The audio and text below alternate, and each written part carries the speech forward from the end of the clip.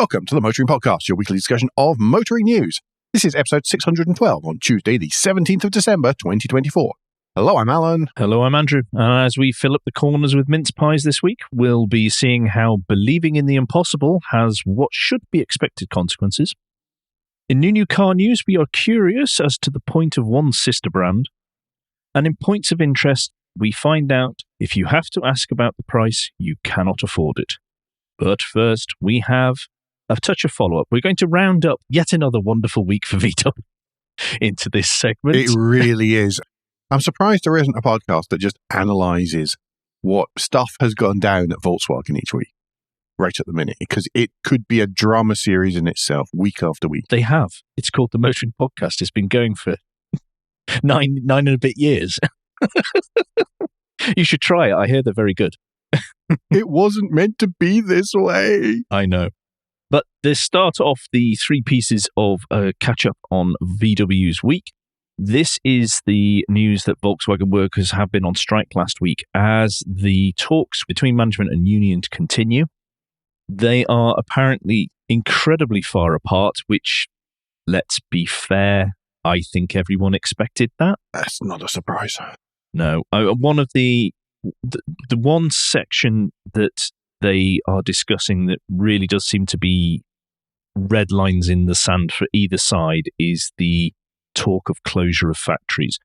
Obviously, the unions want that to be removed as an option, and management say, well, it still has to be there to be considered.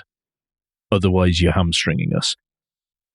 We have links to an HT Auto article for you to read a bit more on this, because whilst they are continuing to discuss this, it looks like there's going to be strikes moving on into the new year as well. Oh, final bit of news on this one is talks, because I had seen this separately, is Porsche SE is most likely going to have to write down the value of their 31.9% stake in the VW group by as much as 20 billion euros.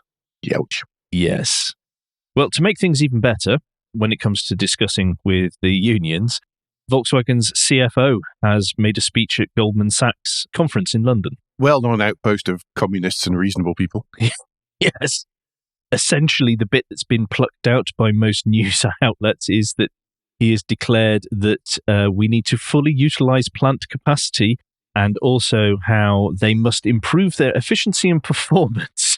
I suppose the good news about the strikes is if people aren't building cars, then it is helping solve the oversupply problems. Yes. There's a win. We were discussing this before the show. The whole thing about, oh, well, there's all this waste and inefficiency. And it's a fine thing for a CFO to say. I often joke that CFOs wouldn't recognize customers if they came up to them in the street. But you do wonder if they've ever been into a car factory, because there is not waste in automotive manufacturing. No. Unless you're some new startup who's decided that you're just going to throw all of the established knowledge out of the window because they're all doing it wrong based on their 120 years of experience and knowledge across the globe, then there just isn't loads of waste in factories and in car plants at the ground level. Now, there might well be waste further up the tree, but at the ground level, there is not waste in traditional automotive manufacturing. It has been beaten out. Yep. Over decades and decades and decades. Absolutely.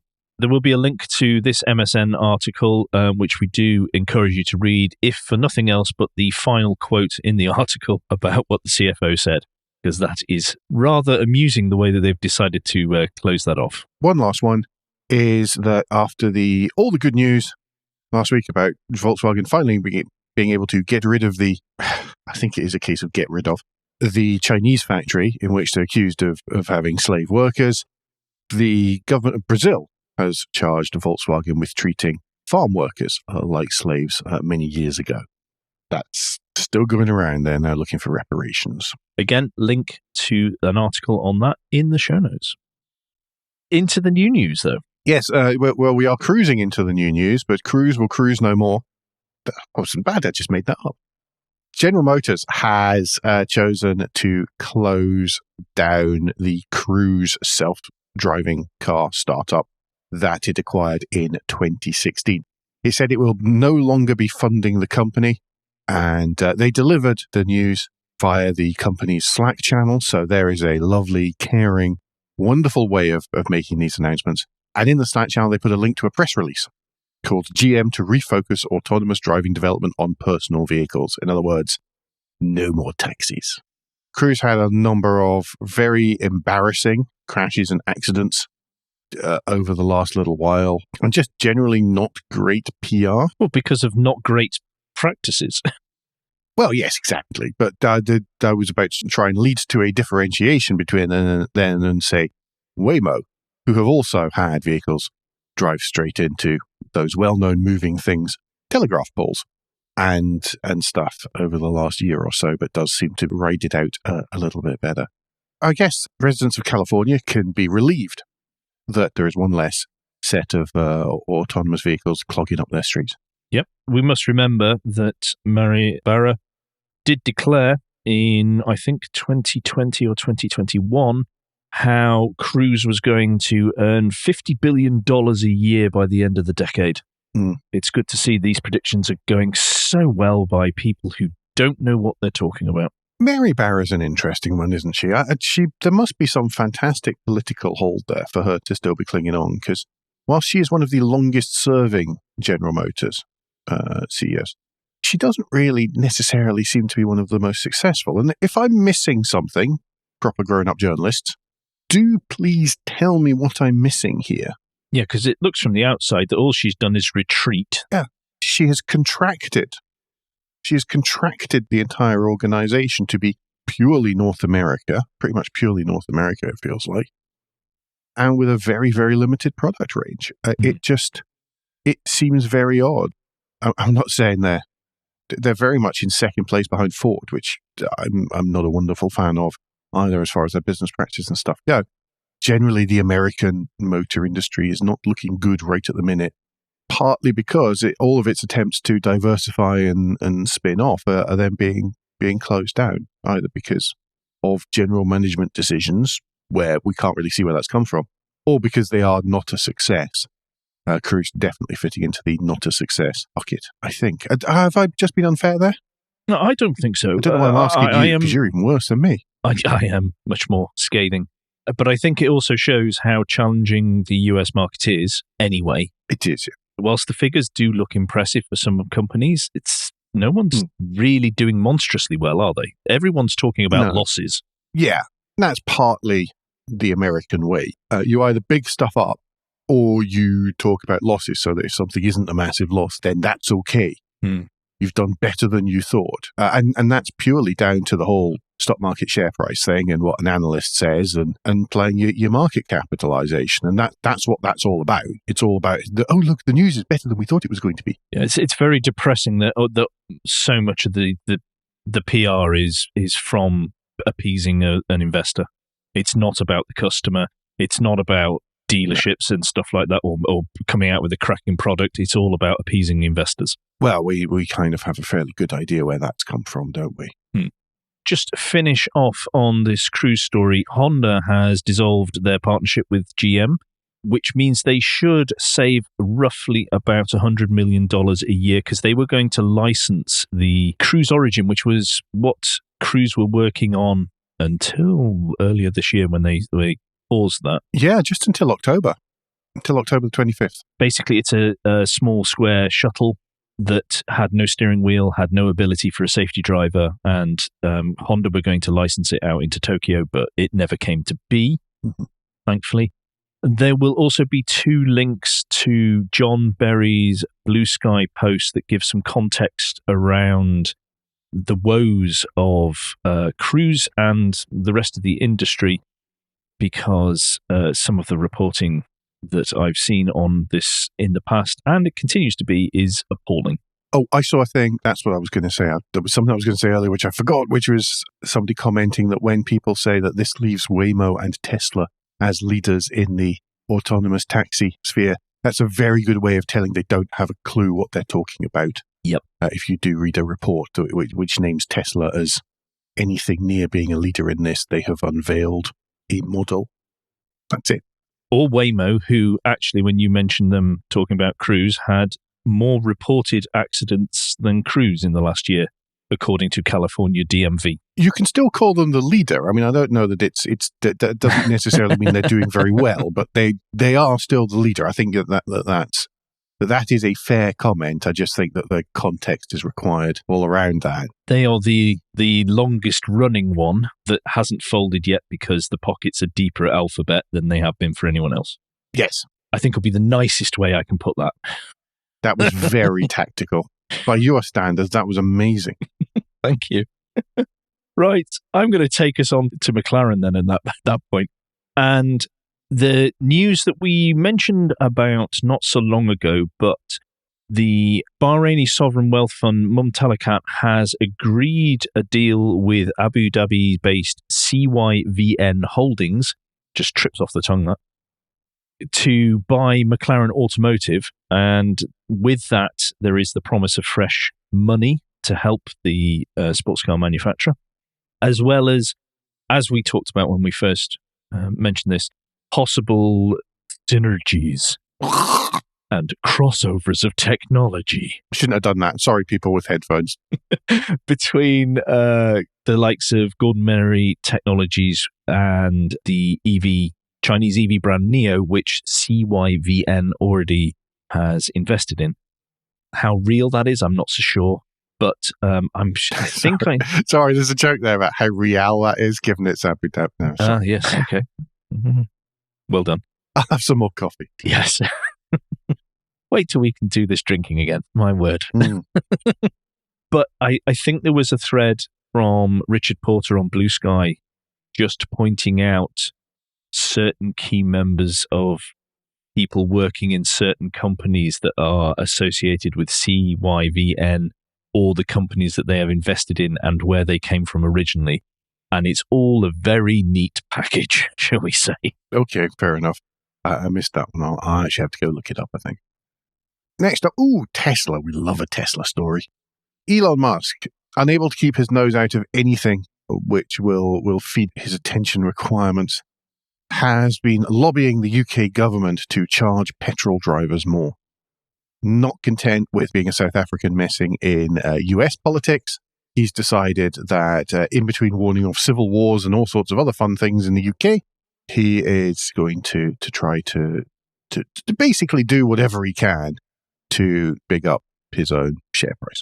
Yep. All the awful stuff I was talking about earlier on. I don't know.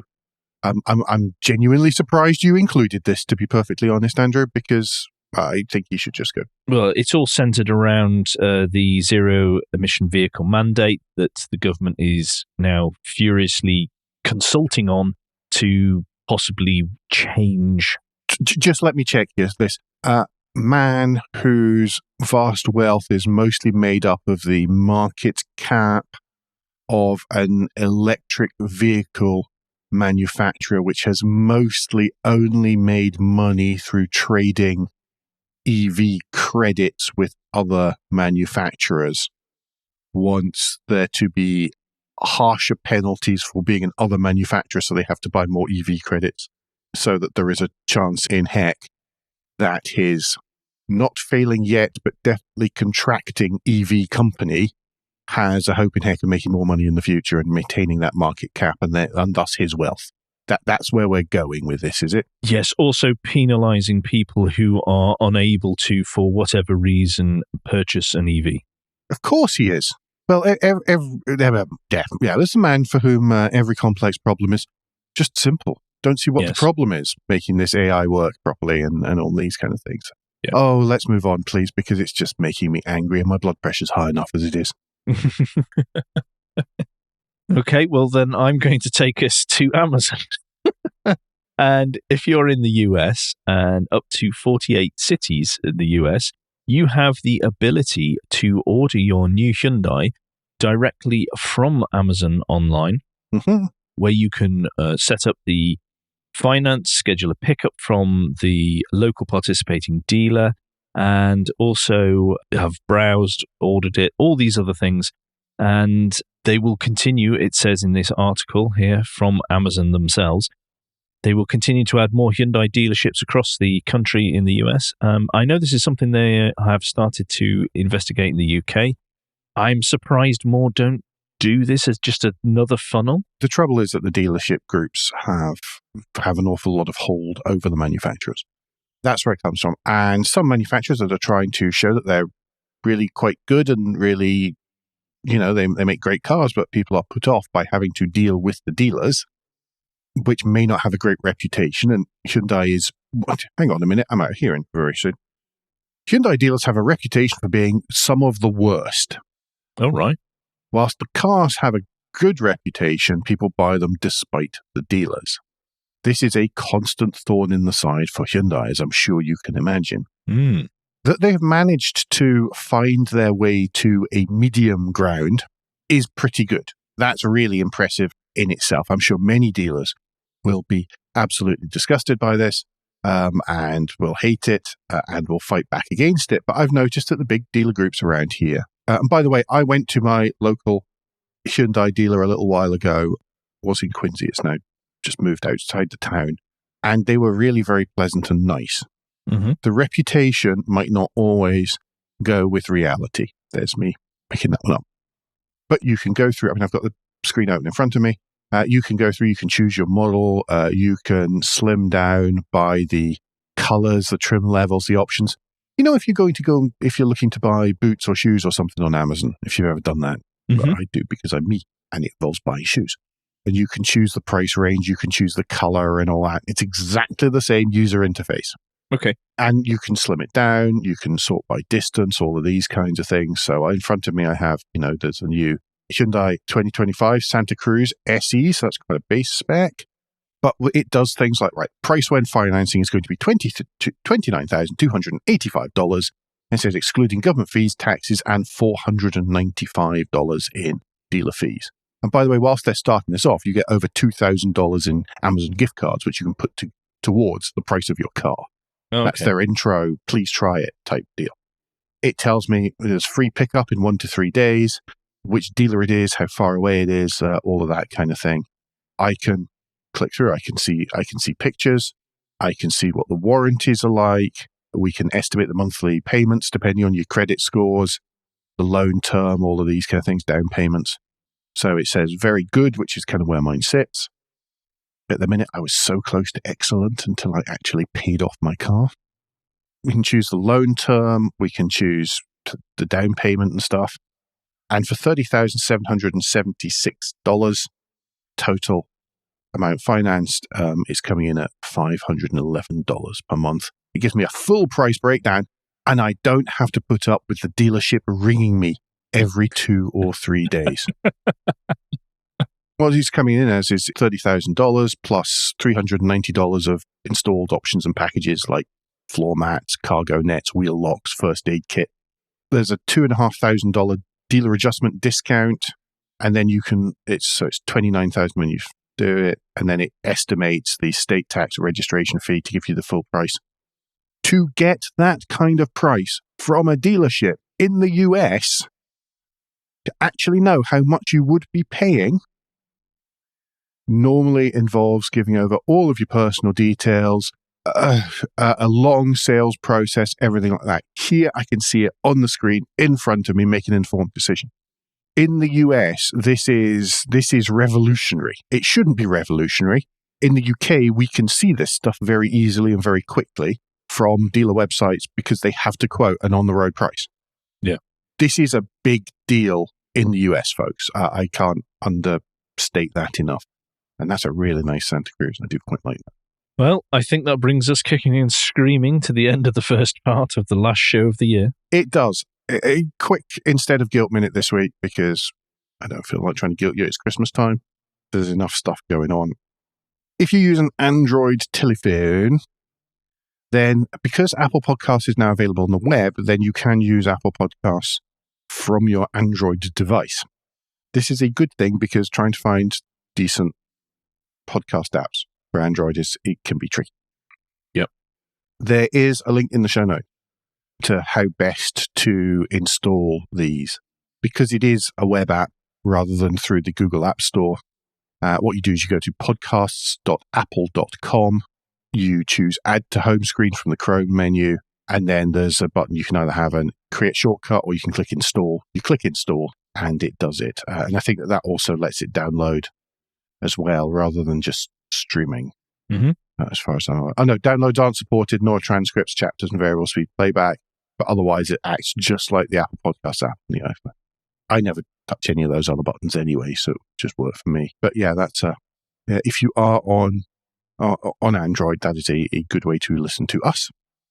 Yep. And to listen to other people too, especially if you're disillusioned with Spotify is a favorite one.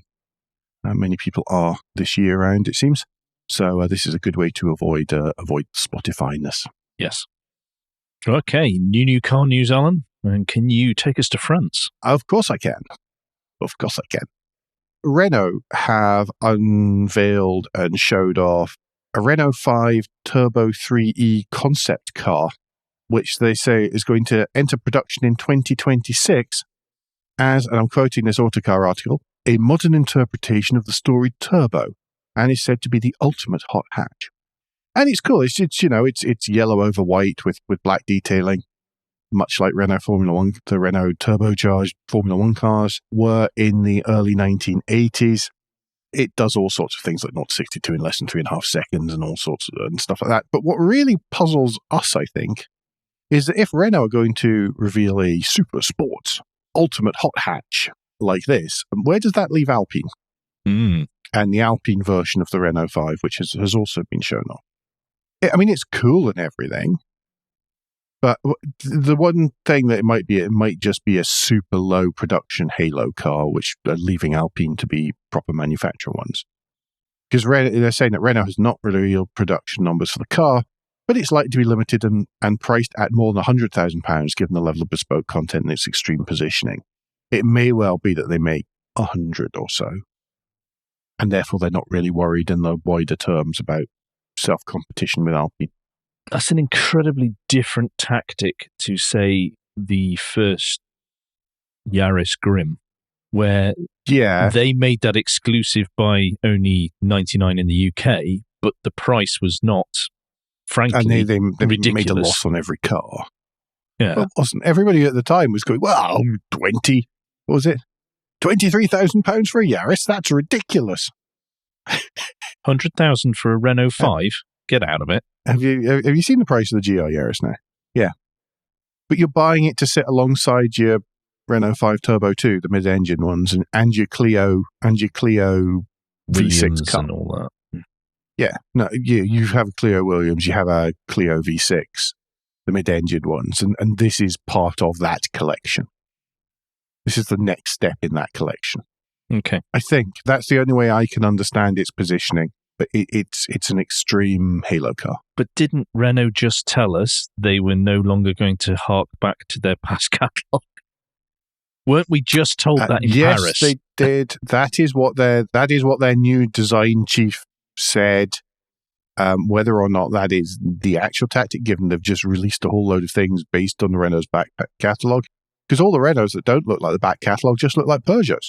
The heck's the point? There's a complete, they might as well be part of Stellantis, that some of their current cross-competing hybrid electric SUVs show. I mean, it's a mash of bleh. Yeah, great, they've done it, but I'm like, really? No, I like it. I like it. I think I understand it, and I'm interested in seeing where that goes. Okay. Right, well, I'm going to take us to another ridiculous vehicle. However, this is Aston Martin's Valhalla, the 1,064 brake horsepower plug-in hybrid that is apparently gearing up to do battle with the Ferrari SF90 in 2025. I thought this was already launched or scrapped. It has been around for so long. It's at £850,000 apparently, or starting from, I would imagine. Okay. What I liked here was that they're only going to produce 999 examples. I mean, good luck. If they said they were only going to produce 300, I could believe that, but I don't believe that there will be demand for 1,000. From 850,000, including VAT, so that's okay. Oh, that's nice. Although Aston expects a huge number of cars to go through its Q personalization program. So some will cost well in excess of that figure. I think they'll be demanding that they all do that just for the money they need. Yes. I'm amazed it's not launched. I feel we've been hearing about this for a long, long time. By the way, as far as crazy GT racer-inspired hypercars go, it's all right. It's pretty attractive. It looks a lot like many other things, though. Well, they all look the same because they all look like the prototype race cars. Mm. Yeah. Anyway. Okay, cool. There we go. Coming soon to a driveway near you. We parked up outside one of the terraces I live near. Yeah. Anyway. Back in the real world. Yes. Geely's commercial arm, and this is one of these ones where I don't know how this is pronounced, so let's try for Horizon, which is like a horizon but far away. That's where I'm assuming the name has come from. Put my marketing head on. I think you've done well there. I think you've done well with that. Because I would have started off as Farazon in my head. Yeah, no, I think it's Horizon. It will be entering the UK market with a rival for the Ford e-Transit Custom. So that's the mid-sized Transit. And the Vauxhall Vivaro Electric. It's going to be called the Horizon SV for Supervan. I'm surprised Ford aren't going to be after that one for that one. Basic architecture designed specifically for EVs, batteries managed under the floor. It's van size and van height. Going to be offered in 3 body lengths. The smallest is 5 meters. The mid one is 5.5 meters. And the long one is 6 meters. And with different heights as well. So much like the big Transit, then you get different lengths and different roof heights as well. There'll be seating for 3 inside, small dashboard, blah, blah, blah. It's expected to undercut the e-Transit, which costs about £45,000 excluding VAT, and the Vivaro do that. The range is not great. There'll be 2 batteries at launch. The second one, the bigger one, the 83 kilowatt hour one, is claimed to give a 225-mile range between charges. And it's thought that there's going to be a third one, a third battery pack, 106 kilowatt hours for an even longer range as well. Delivery vans like that, though, if they're being used for deliveries, for courier work and that kind of thing, and local driving, don't really tend to cover many miles in a day. It's surprisingly low. Obviously, if you're charging up and down motorways, then you will still need longer range. It's more the efficiency if you're doing the local stuff that you're after, isn't it? And to be fair, EVs are the most efficient in urban driving. Exactly. There's a throwaway line at the very end of this article, and it says it will be sold by Saudi Arabia-based Jameel Motors with deliveries starting mid-2025. Makes me question whether or not there's going to be a whole new dealer network around this, as opposed to happens with the Chinese car brands, where they sort of basically go in and go, here's a very, very cheap franchise that you can have alongside your Subaru and your Isuzu, or alongside your whatever else, alongside your Honda dealer. Here it is. So we'll see what happens in the way of MG and all of these kind of organizations. Yeah. So let's see just what happens there. Okay, well, I've got the Toyota story to save everyone having to raise a glass. That would be unfair on Alan. But the urban cruiser name is returning, and it is going to be the Toyota version of the Suzuki e-Vitara. Interestingly, Toyota allowed Suzuki to announce the e-Vitara before the urban cruiser, which is not what happened with the BRZ, was it? With Subaru. That happened very much. Toyota is bringing this. Oh, and Subaru have got a few as well. I think it depends who's. Yeah, I just think that was a case of all the Subarus are probably already sold in such limited numbers. But then all of the Toyota GR86s are all sold as well. Oh, well, the reason is, and I'm reading because I've cleverly decided to read part of the article, it's Suzuki is the first time they've led a vehicle project between the two car makers. So that would explain it. Is Suzuki going to build this and rebadge it as a Toyota? I think it's probably going to be that way around, because it definitely looks like it's an e-Vitara with a Toyota face stuck on the front. Yeah. Your view on how successful that is it's entirely down to you. Yeah. I think it's more successful than the Ford Capri anyway. Yeah. Sorry, Explorer Sport. That one, yes. Curious thing about this, of course, it gets rid of the whole BZ naming strategy for electric Toyotas, where they all sound like an unsuccessful product code name. There's going to be 2 battery options, a 49 kilowatt hour and a 61 kilowatt hour, which will give 142 brake horsepower or 172. Both of these will have 140 pound-foot of the torques. You can also get the 61 kilowatt hour battery in 4-wheel drive, and they reckon the large battery will give up to 250 miles of range, all things being in perfect equilibrium, but it can charge at speeds of up to 150 kilowatts. Pricing for the Toyota is expected to start from just under £35,000. Curious pointing out, it's going to be produced alongside the e-Vitara in India. I don't know if that's going to be the first Indian-built Toyota sold in the UK and in Europe, or at least available for sale. It's not. That's this week's small electric SUV news. Okay, well, with that out of the way, do you want to take us into points of interest? Yes, points of interest. And lunchtime read this week is from Haggerty. Now, I am an absolute sucker for stories about Cold War, East Berlin and East Germany and that kind of stuff. I blame reading far too many Lane Dayton books. And one of the things that crops up, never in those books, but just generally in stories about that, is a British Army offshoot mission. I think it was which is called Bricksmith. And they basically spent their time, they did some bits and pieces around the place, and then they would pop off to East Germany to drive around and just look at things and just make sure everything was generally okay. And, oh, look, there's a military installation. Let's take a couple of snappy snaps of that, shall we? Whilst we're having our picnic just randomly here. Yes. We're just going to stop here for lunch at the end of this runway. They were a part of the agreement between Russia and the UK at the time, the USSR and the UK at the time, about allowing people in. So the East German authorities were not wonderfully, they didn't like this idea at all, but it had been posited upon them from a great height. And they had a number of vehicles that they used for these, just going for a jolly drive in the countryside tasks. They started off with some Range Rovers, which behaved like Range Rovers. They drank a lot of fuel, didn't always make it back.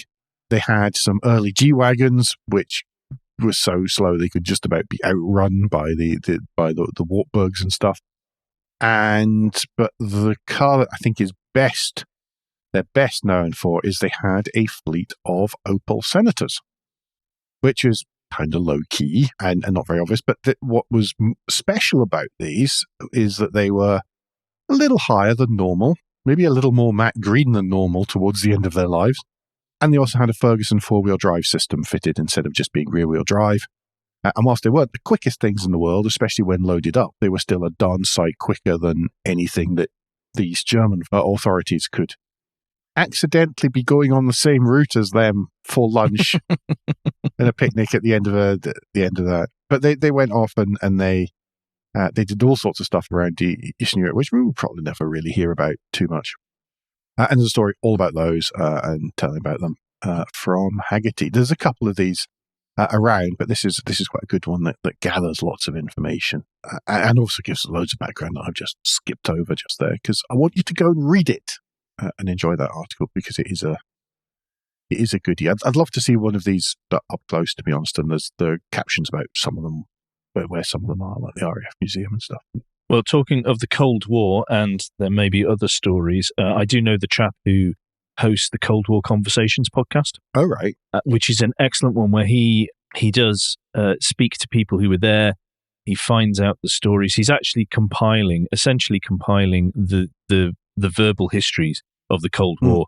And he's spoken to all sorts of people from totally different aspects of the whole thing, from civilians to the military to all sorts, and the full impact of what the Cold War had on people and their daily lives and stuff. So that is a podcast, if you're interested in that sort of thing, is definitely worth checking out. One of the things about these, by the way, which I'm just going to quickly highlight because it's not really mentioned in the article, is that if you look at some of the pictures, the headlamps are very much non-standard.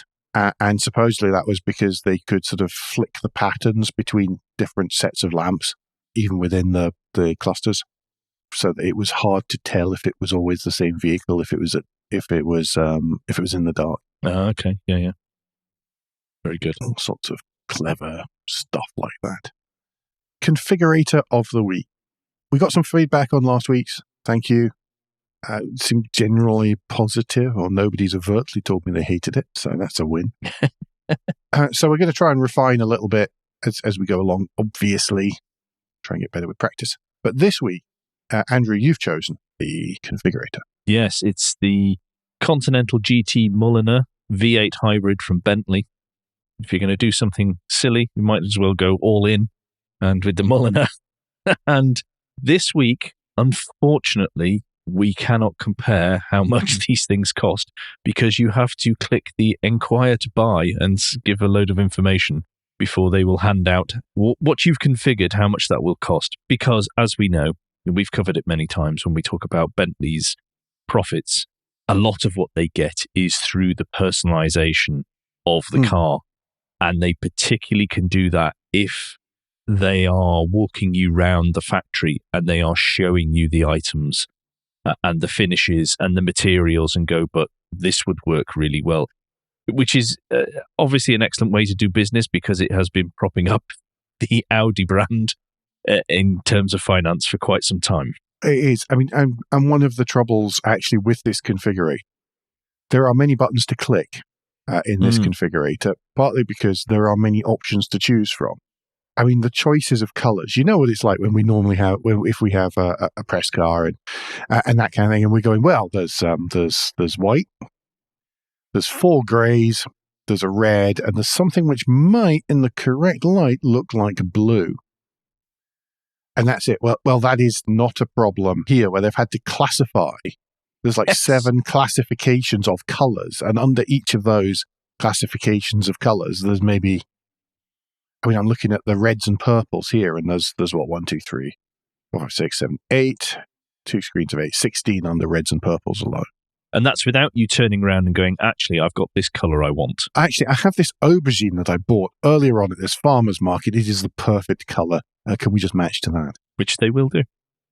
Right, so just to quickly run through some of the what I selected. So color and trim. So color-wise, I went with Neptune, which looks dark bluish on the selector. Sorry. Going to stop you there. Did you choose left or right-hand drive? Because that's the first question you get. That was the very first question. I chose right-hand drive because I thought I would drive it around Britain. Okay. You can see why they don't give prices, because this covers all the markets. Yeah. So Neptune on the options to click on looks dark blue, but once it's applied to the model of the vehicle, looks a sort of mid-metallic blue, which I quite like, lightish mid-metallic blue. Inside, I went for the Mulliner Bespoke interior, which, I'm trying to find it here, was a Newmarket tan and Imperial blue. The Newmarket tan was on the... so you can choose both hide colors, yeah? So you can have 2 different colors of that. Okay. And then I also, for the veneer, I went for a single finish because I couldn't pick a wood finish that I thought would look good with this. And I've gone for Imperial blue by Mulliner, which apparently brings a cool contemporary finish, bringing a light and airy feel to the cabin. Works beautifully with a wide range of hides and especially impactful in combination with Imperial blue hide. Wheels, I went for the 22-inch Mulliner wheel, painted, polished with self-leveling wheel badge, because I didn't like the black wheels, and I can't remember what the middle option was, but I didn't quite like those either. I think one of the funny things about this is that there's not actually a lot of optional equipment. I know that sounds dumb. No, you get a lot of it, but amazingly, especially for a company that's associated with the German company, you get a lot of things already fitted. Yes. There's a bunch of... I did pick the carbon ceramic brakes, though, I have to say, because I thought if I get from 0 to 60 in 3.6 seconds, I want to stop quite quickly as well. But I did tick the panoramic glass roof, and I decided I didn't want Bentley written across the boot. Oh, right. I didn't go into that detail. Yes, but I did select the first aid kit and warning triangle, just in case I went abroad. Okay. Was that not standard? No. Weird, isn't it? But obviously I selected the Bentley rotating display because I'm a child. Yes, well, that was standard on mine. I would the rotating display was a must. At the start of this, I was absolutely having a rotating display. There was no way it wasn't going to be. Mine is, I'm going to go into loads of detail in it. I'll share the code so that you can look at it should you need, want, or desire. But I chose the damson paint over colour split interior with Newmarket, so it's a tan main hide and a burnt oak as the secondary hide. So it's basically purple on the outside, brown and brown on the inside. The standard painted and polished wheels with the badge, just the grand black veneer with the diamond milled console, nice and simple inside. A little bit on the dark side, but I figure the tan lifts it enough that it's not like the Black Hole or Calcutta. Yep. I changed it from Mulliner on the headrests to Bentley on the headrest because I didn't want to show off too much. Oh, well, I was very nouveau riche about it all. Yeah, touring spec, dark chrome interior, mood lighting, all the other fun stuff like that. Not to forget the all-weather boot mat at the bottom. I didn't go for the pre-fitted luggage. Don't want people to think I'm, out of touch. Yeah, you're not wearing the full sports kit to go to the gym in.